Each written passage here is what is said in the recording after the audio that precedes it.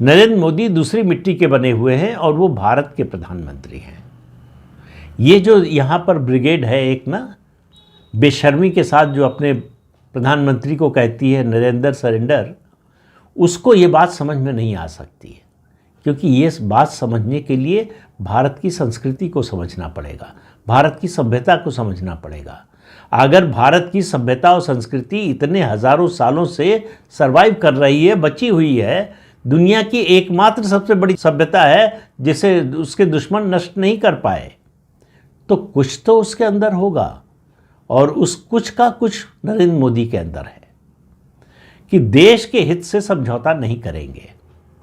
लेकिन जो बात बात पर सरेंडर करते हैं उनको ये बात समझ में नहीं आती। उनको लगता है ये सामान्य बात है, हमारे परिवार के बड़े लोगों ने सरेंडर किया है तो नरेंद्र मोदी क्यों नहीं कर सकते। तो ये बात उनकी तो समझ में नहीं आ सकती।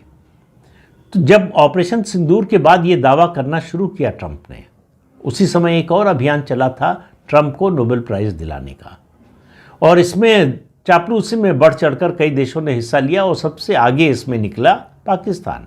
तो पाकिस्तान ने ट्रंप के ईगो का मसाज किया, ट्रंप को खुश कर लिया, और बहुत से देशों ने किया। मोदी ने और भारत ने ऐसा करने से परहेज किया, बिल्कुल नहीं, कि एक बार भी नहीं कहा, क्योंकि उनको मालूम था कि ये झूठा दावा है कि उन्होंने युद्ध रुकवा दिया, और जितने युद्धों को रुकवाने का उन्होंने दावा किया वो सब भी झूठ थे। तो इसके बाद आपको याद होगा G7 की बैठक हुई कनाडा में, भारत को उसमें स्पेशल इन्वाइटी के रूप में बुलाया जाता है। नरेंद्र मोदी के प्रधानमंत्री बनने के बाद से 2016 के बाद 14 में प्रधानमंत्री बन गए थे, लेकिन 2016 से उनको G7 की बैठक में स्पेशल इन्वाइटी के रूप में बुलाया जाता है। कनाडा भी बुलाया गया था, वो गए थे। ट्रंप वहाँ आए और बहुत जल्दी जो है सम्मेलन से निकलकर चले गए। इससे पहले कि उनका और मोदी का आमना सामना हो, वो वापस अमेरिका लौट गए कि बहुत ज़रूरी काम है।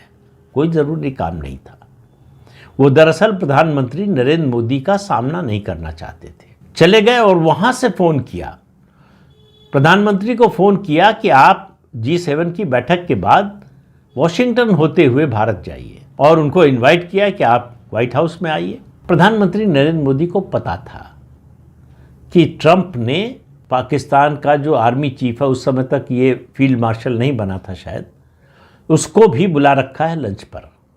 ट्रंप की चालाकी क्या थी कि आसिम मुनीर और प्रधानमंत्री नरेंद्र मोदी को आमने सामने बिठाकर एक फ़ोटो खिंचवा ली जाएगी और कहेंगे देखिए हमने समझौता कराया, और दोनों को एक बराबरी पर कर दिया।